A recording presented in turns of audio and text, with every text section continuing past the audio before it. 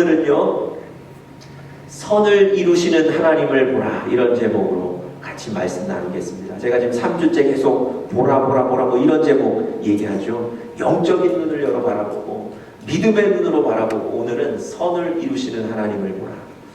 같이 말씀 나누면서 여러분과 저에게 큰 은혜가 될 수 있기를 간절히 바랍니다.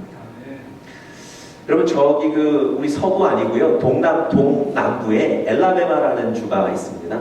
엘라베마는요, 땅콩 생산지로 유명한 곳입니다. 그런데 그 엘라베마주의 엔터프라이즈라는 작은 도시에 가시면 좀 이상한 기념탑이 하나 서 있다 그래요. 우리 사진 한번 보여주시겠습니까? 어떤 기념탑이 있는지 한번 보십시오. 보이십니까? 한 여인이 머리 위로 무엇을 들고 있는 저게 무엇인 줄 아세요? 벌레를 들고 있는 거예요. 벌레. 네. 지금 그 벌레가 좀 작아서 잘 안 보이시는데요. 한 여인이 벌레를 머리 위로 번쩍 들고 있는 기념탑이 엔터프라이즈라는 도시에 있습니다. 목화를 갉아먹는 벌레랍니다. 저 기념탑은요, 목화를 갉아먹는 저 벌레를 기념하기 위해서 공적비를 세운 거랍니다. 그리고는 저 기념탑에 이런 글귀가 쓰여 있다고 합니다.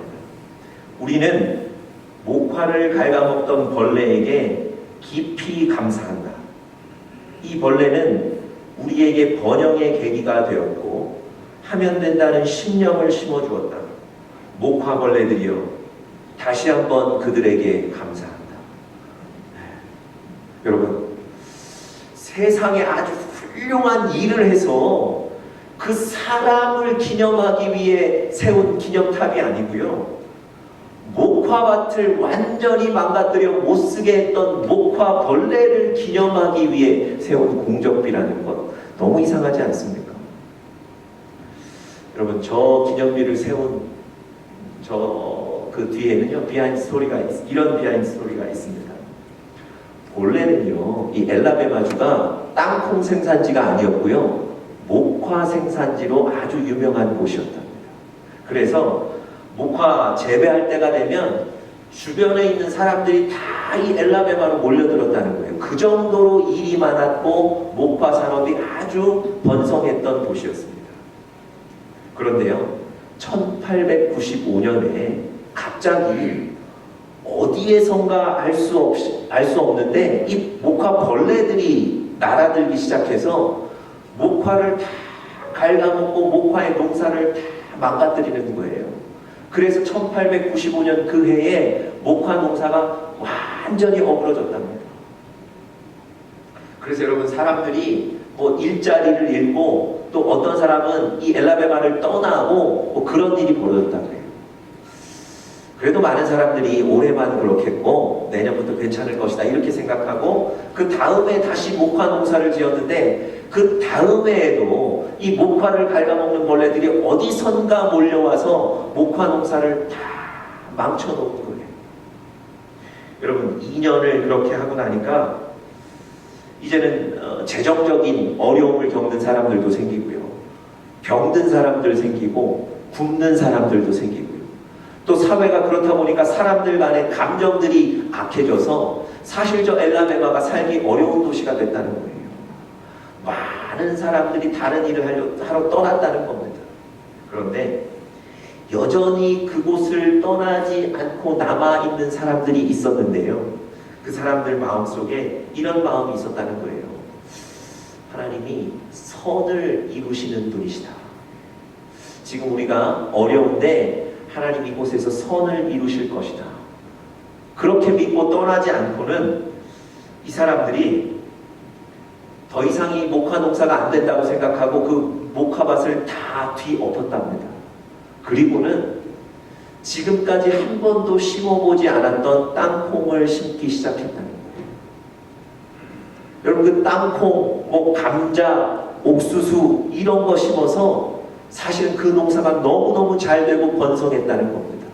그래서 지금도 엘라베마가 땅콩 생산의 중심지가 되었다는 거예요. 그 당시에 이분들이 목화밭을 다 뒤엎고 땅콩을 심고 거두고 난 그 무렵, 그 이후부터요, 어떤 일이 벌어졌냐면 이 인조 섬유가 개발되기 시작했답니다. 그래서 여러분들과 제가 잘 아는 나일론, 질 좋고 값싼 나일론으로 만든 옷들이 생산되기 시작했대요. 자연스럽게 비싼 목화로 만든 옷들은 팔리지를 않게 됐답니다. 그래서 다른 곳은 어려움을 겪었는데 그 목화벌레 때문에 일찌감치 목화 그 농사는 포기하고 땅콩 농사를 시작했던 이곳은 계속해서 번성하게 됐다는 거예요. 여러분, 이만하면 저 목화벌레를 위한 기념탑이 설만하지 않겠습니까? 네. 여러분, 우리가 가진 신앙은요, 문제를 보는 게 신앙이 아니라 문제 가운데 하나님의 일하심을 보는 것, 그것이 우리의 신앙인 줄 믿습니다. 우리에게 주신 환경 가운데 하나님이 여러분과 저와 함께 계시고 지금도 여러분과 저 가운데 선을 이루어 가시는 그 하나님을 보는 것, 그것이 바로 우리가 가지는 신앙인 줄 믿습니다. 우리 사랑하는 영적인 가족들, 우리 안에 일하시는, 우리 안에 선을 이루시는 하나님을 바라보실 수 있기를 간절히 축복합니다. 오늘 본문이 바로 빌립보서 1장인데요. 오늘 본문에 보시면 바울이 빌립보 교회 교인들에게 권면하는 장면이 나와 있습니다. 그런데 그 권면의 주된 내용은 딱 하나예요. 그게 뭐냐면 하나님이 우리 안에 일하고 계시다. 하나님이 우리 안에 선을 이루고 계시다. 이 얘기를 지금 빌립보 교회 교인들에게 권면해주고 있습니다. 여러분, 12절에 하나님께서 어떻게 바울을 통해서 어떻게 권면하는지 우리 12절 한번 같이 읽어보겠습니다. 시작. 형제들아, 내가 당한 일이 도리어 복음 전파의 진전이 된 줄을 너희가 알기를 원하노라. 바울이 지금 빌립보 교회 교인들에게 형제들아 편지를 쓰는데요, 내가 당한 일이라고 설명하죠. 바울이 당한 일이 뭘까요? AD 61년부터 63년까지 바울은요, 로마의 감옥에 갇혀 있었습니다. 내가 당한 일이란 바로 그 일을 얘기하는 거예요. 자유롭게 다녔다는 게 아니고요, 감옥에 갇혀 자유를 잃었던 그때 내가 당했던 일, 그 얘기를 하는 거예요. 여러분, 바울이 감옥에 갇혀 있을 그때에 복음 전파에 진전이 있었다는 거예요. 여러분, 바울은 어떤 사람이었습니까? 바울은 한 곳에 정착해서 목회하던 사람이 아니고요, 이곳 저곳을 돌아다니며 복음을 전파하고 하나님의 말씀을 가르쳤던 선교사였습니다. 그가 가는 곳마다 복음이 전파되고요, 그가 가는 곳마다 교회가 세워져서 복음의 지경이 넓혀졌던 그런 큰 일을 감당했던 인물입니다. 그런데 지금은 그가 감옥에 있다는 거예요. 다시 말씀드리면 이전에 하던 선교의 방식을 전혀 사용하지 못하는 거예요.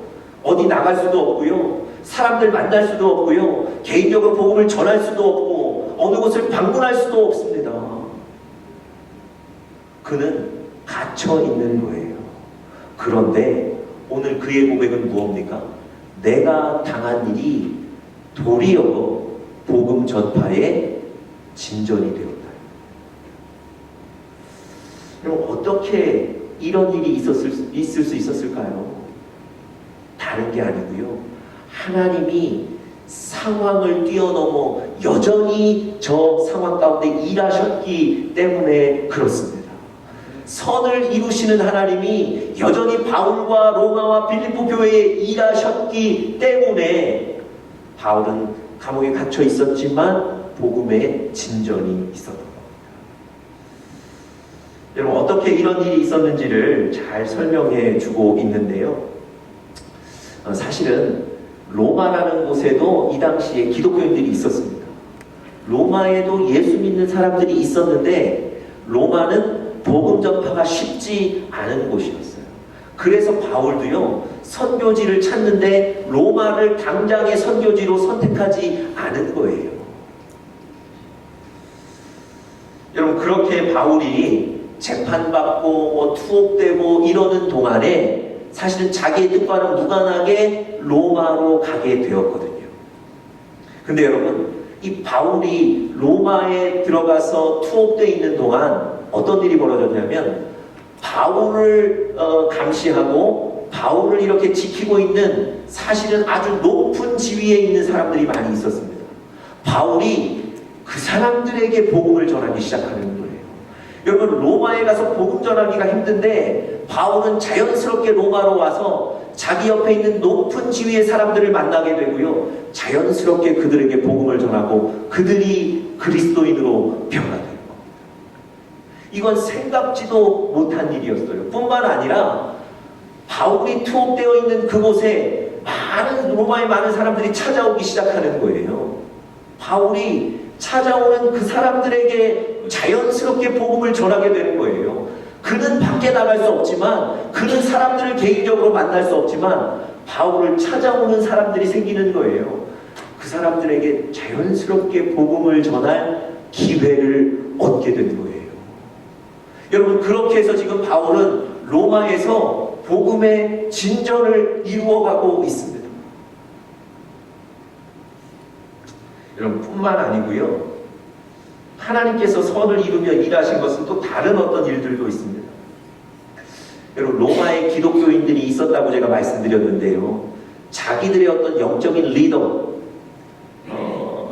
자기들을 이끌어줄 수 있는 어떤 이 바울이 복음 전하다가 억울하게 감옥에 갇혔다는 소식을 듣고 로마에 있는 많은 기독교인들의 마음이 어땠을까요? 좀 실망스럽지 않았을까요? 우리를 인도해주던 저 바울이 이제 감옥에 갇혔으니 우리가 어디로 가야 될지, 어떻게 해야 될지 우리가 이제 알 수 없다는 것 때문에 사실은 실망하고 절망하지 않았을까요? 그런데요, 전혀 그러지를 않았다는 거예요. 자, 14절 한번 읽어보겠습니다. 14절. 자, 14절 다 같이 읽겠습니다. 시작. 형제 중 다수가 나의 매임으로 말미암아 주 안에서 신뢰함으로 겁없이 하나님의 말씀을 더욱 담대히 전하게 되었느니라. 여러분 보십시오. 복음의 최전방에서 리더가 돼서 전하던 그 바울이 감옥에 갇혔기 때문에 그 바울을 따르고 또 바울로부터 영적인 힘을 받았던 사람들이 실망하고 절망할 것 같은데, 여러분 오늘 14절에 보니까 나의 매임으로 말미암아 주 안에서 어떻게 됐다고요? 신뢰함으로 무엇이 없었다고요? 겁없이 하나님의 말씀을 더욱 담대히 전하게 되었다는 거예요. 여러분, 어떤 일이 벌어진 겁니까?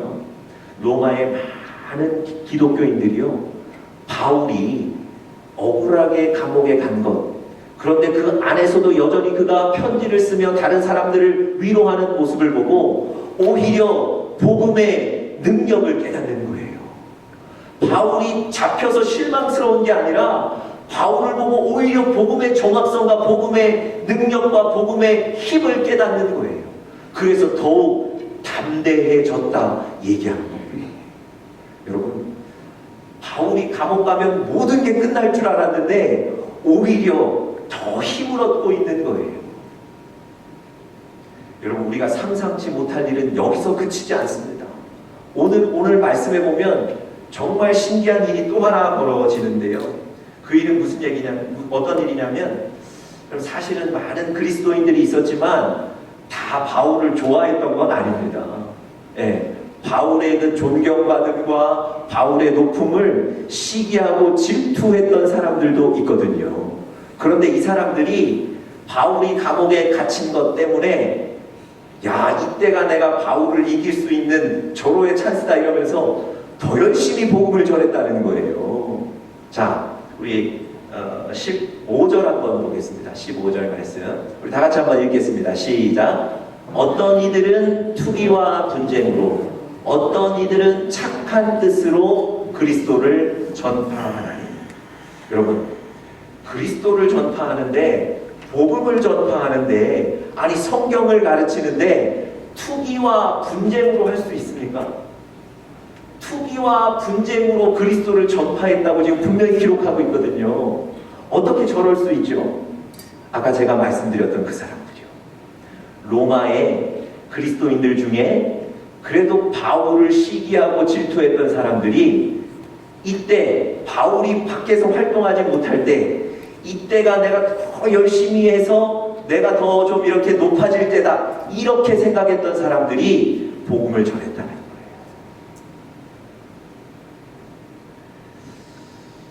여러분, 바울은 감옥에 갇혀서 밖으로 전혀 나오지도 못하고 그곳에서 자유를 얻지 못하고 그가 할 수 있는 일은 간접적으로 편지 써서 보내는 그 일밖에 없는데요. 여러분, 바울이 감옥에 갇혀 있는 이때에 오히려 복음에는 더 진전이 있고 진보가 있게 된 줄 믿습니다. 그래서 오늘 본문 마지막에 보시면 이리 전하든 저리 전하든 그리스도가 전파되는 거라고 얘기하는 거예요. 여러분, 여러분과 제 눈에 내 생각대로 안 되는 때가 많이 있습니다. 내가 오랫동안 계획했는데 내 계획대로 안 되는 일이 많아요. 여러분, 이런 그 바이러스 때문에 사실은 예배에 지장이 있을 거라고 누가 생각해 보셨습니까? 한국에는 여러분 온라인으로 예배 드리는 교회들이 이미 많다 그러죠. 그러니까 교회에 나오지 않는 거예요. 여러분, 이런 일이 있을 거라고 누가 생각했습니까? 그런데요, 이런 때 내 생각과 내 계획과 내 어떤 그 욕심들, 욕구들대로 되지 않는 이때에도 여러분들과 제가 오늘도 바라봐야 될 것은 우리 안에서 여전히 일하고 계신 그 하나님, 그 하나님을 바라보실 수 있기를 간절히 축복합니다. 전 세계적으로 지금 이 코로나 바이러스 때문에 많이 걱정들 하시고 불안해 하시는데요. 당장 우리 교회만 해도 이렇게 이제 오늘 좀 불편한 변화들이 생겼는데요. 걱정스럽기도 하고요. 그러나 이 일 가운데도 하나님이 일하고 계시다는 것을 반드시 보는 여러분들 되시기를 간절히 바랍니다.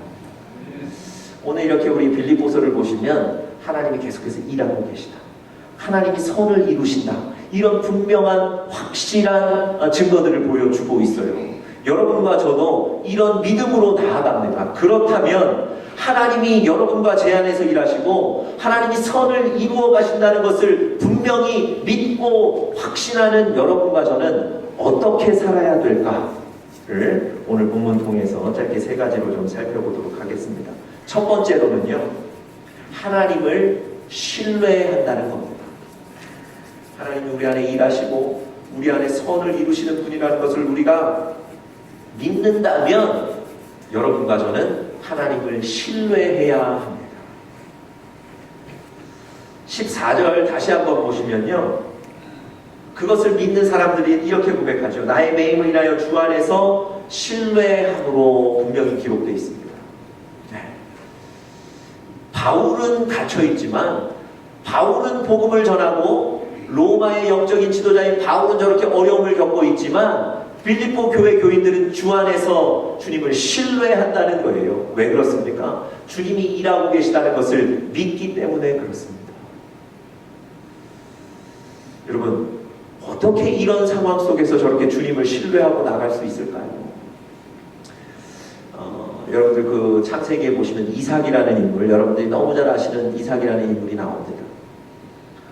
이삭이 살던 그 당시에 물이 너무 귀했기 때문에 어느 곳에 정착하든지 물이 있어야 살 수 있었습니다.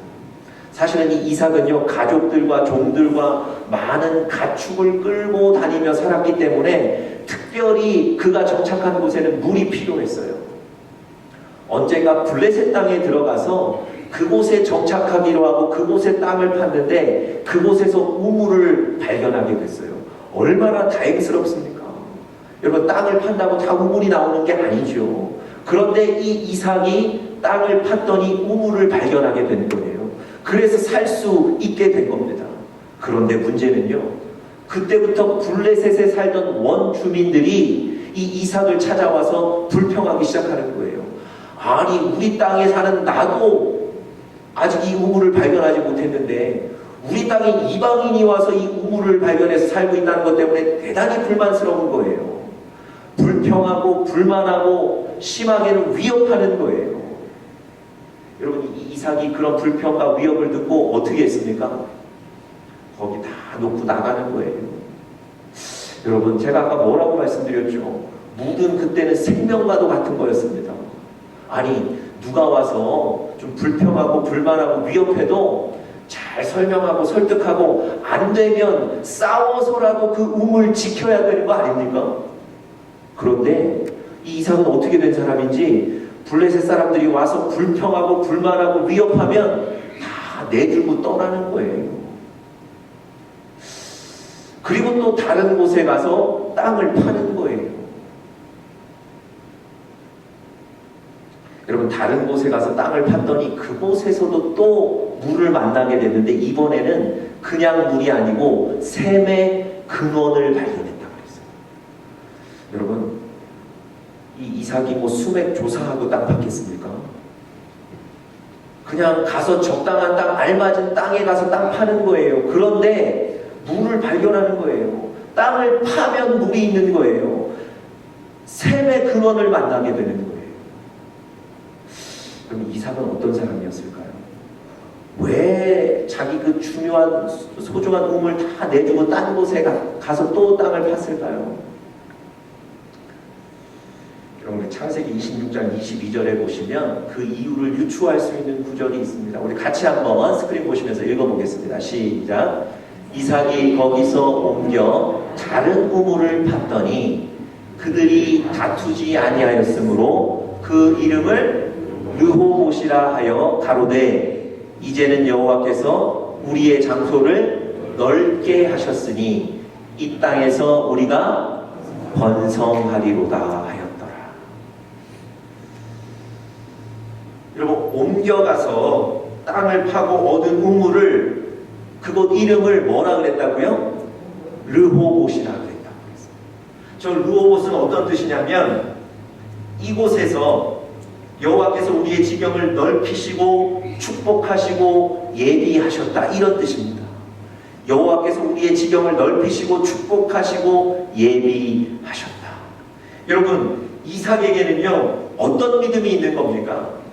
하나님이 나의 길을 예비하고 계시다는 이런 믿음이 있는 거예요. 내 환경이나 내 상황이 중요한 것이 아니라 하나님이 나의 길을 넓히시고 축복하시고 예비하신다는 그 믿음이 있는 거예요. 여러분, 사람이 좋아서 그냥 우물 주고 나오는 게 아니에요. 하나님이 어느 곳에 가도 우리를 위해 예비하신 우물이 있을 것이다. 그 하나님을 신뢰하기 때문에 우물을 내주고 다투지 않고 나온 거예요. 여러분, 하나님을 그렇게 신뢰하는 겁니다. 여러분, 하나님이 여러분과 저희의 삶의 현장에도 축복하시고 예비하실 것입니다. 우리가 그 하나님을 이삭처럼 신뢰하며 나아가야 될 줄 믿습니다. 두 번째로요, 하나님이 우리 안에 일하시고 선을 이루시는 분이라는 것을 믿는 사람은 두 번째로 말씀 앞에 더욱 담대히 나가야 됩니다. 말씀 앞에 더욱 담대히 나가야 합니다. 첫 번째는 뭐였죠? 네, 하나님을 신뢰해야 된다는 것. 두 번째는요, 말씀 앞에 이런 때 더욱 담대히 나가야 된다는 거예요. 자, 14절 우리 다시 한번 좀 볼까요? 14절. 형제 중 다수가 나의 매임으로 말미암아 주 안에서 신뢰함으로 겁없이 뭐라고 되어 있습니까? 하나님의 말씀을 더욱 담대히 전하게 되었다, 이렇게 얘기합니다.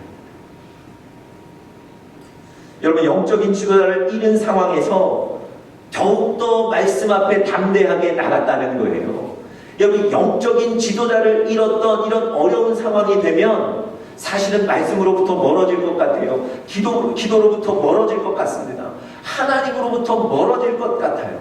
그런데 오늘 이 빌립보 교회 교인들은 오히려 이 어려운 상황 속에 더 말씀 앞에 더 담대히 나가는 거예요. 왜 그렇겠습니까? 하나님이 지금도 일하고 계시다는 것, 하나님이 지금도 내 안에 선을 이루고 계시다는 것을 믿기 때문에 그렇습니다.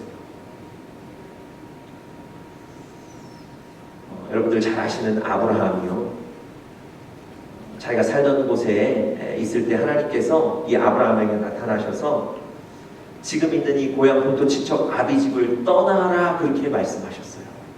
아브라함이 얼마나 믿음이 좋은지 하나님이 그 말씀하셨을 때 믿고 떠났어요. 뭐 어느 곳으로 가라, 내가 이곳을 예비해놨다 이렇게 얘기하시지도 않았는데 일단은 떠났단 말입니다. 여러분, 하나님의 말씀에 순종하고 아브라함이 떠났다면 아브라함이 가는 곳마다 어떤 일이 벌어져야 될까요? 어떤 곳에는 들어갔더니 막 도움의 손길들이 기다리고 있고, 어떤 곳에는 갔더니 그들이 거주할 땅들이 막 있고, 어떤 곳에는 들어갔더니 높은 지위와 뭐 평안과 이런 것들이 예비되어 있고 이래야 되는데, 창세기를 잘 읽어보시면 아브라함이 하나님의 말씀을 듣고 순종하여 나갔는데도 여전히 상황은 어렵습니다. 그 땅에 기근이 들어서요, 심지어 먹을 것이 없는 상황이 벌어집니다. 아브라함의 아내 사라를 빼앗길 위협을 몇 번이나 받게 되고, 실제로 아브라함의 아내를 빼앗긴 적도 있습니다. 자기가 그렇게 생각하고 사랑해서 같이 데리고 갔던 조카 롯과 가축 문제 때문에 갈등과 다툼을 일으키게 돼요. 그리고는 롯과는 이제는 이렇게 분리하게 됩니다. 또 목숨을 건 전쟁도 하게 돼요. 여러분, 아니 순종하여 나왔으면 길이 평탄해야 되는데 계속해서 어려운 일들이 벌어집니다. 더군다나 조카 롯과 헤어지면서 롯은 좋은 땅을 차지하게 되고요, 이 아브라함은 오히려 자기가 데리고 나온 그 지도자임에도 불구하고 더 좋지 못한 땅을 차지하게 되고, 사실은 그래서 얼마나 마음이 불편했겠습니까?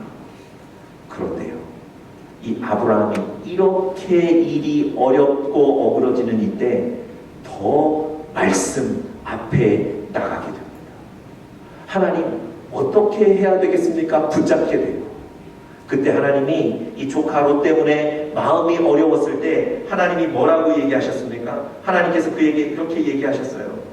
하나님께서 눈을 들어 동서남북을 바라보라 하시고 모든 땅을 주겠다 하나님이 말씀해 주셨어요. 그때로부터 아브라함의 고민이 사라지게 된 줄 믿습니다. 여러분, 사실은 여러분과 저에게도 우리 뜻과는 맞지 않는 일들로 인해서 고민스러울 때 오늘 말씀하신 것처럼 빌립보 교회 교인들처럼 더욱더 말씀 앞에 담대함으로 나아가실 수 있기를 간절히 축복합니다. 가나안 땅에 들어가는데 아이성 전투를 여호수아가 지도자가 되어서 이스라엘 백성들과 함께 아이성을 정복하기 위해서 전투를 하는데 그 아이성에서 완전히 패하고 말았어요. 여러분, 여호수아가요, 아이성 전투에서 패하고 난 뒤에 어떻게 했는 줄 아십니까? 하나님 앞에 엎드려서 하나님께 묻기 시작해요. 하나님의 말씀을 구하기 시작해요. 하나님, 무엇이 잘못됐습니까? 어떻게 해야 됩니까? 하나님이 그때 여호수아에게 그 죄를 지적해 주세요. 패배의 원인을 지적해 주세요. 그리고 어떻게 하면 승리할 수 있을지 전쟁의 방법을 정확하게 얘기해 주셨습니다. 그래서 이스라엘은 그 아이성 전투 이길 수 있었던 거예요. 여러분과 제가 어려울 때 더욱 말씀 앞에 나가시고 하나님의 말씀을 붙잡는 여러분들과 제가 될 수 있기를 간절히 바랍니다. 마지막 세 번째로요, 이렇게 어려운 상황 속에 하나님의 선하심을 믿는 사람들은 기뻐해야 합니다. 마지막 세 번째, 기뻐해야 합니다. 기뻐한다는 건 뭐 어떻게 하는 걸까요? 그냥 웃는 겁니까? 기뻐한다는 건요, 실망하지 않고 포기하지 않고 지금 주어진 삶을 받아들이는 거예요. 여러분 18절 한번 보시겠습니까? 제일 마지막 절 18절 보시면 이렇게 되어 있습니다. 그러면 무엇이냐 거칠애로 하나 참으로 하나 무슨 방도로 하든지 전파되는 것은 그리스도니 이로써 나는 기뻐하고 또한 기뻐하리라. 하나님께서 지금 내 안에 일하고 계신 것을 믿는 사람, 하나님께서 선을 이루시는 것을 믿는 사람은 기뻐하는 거예요.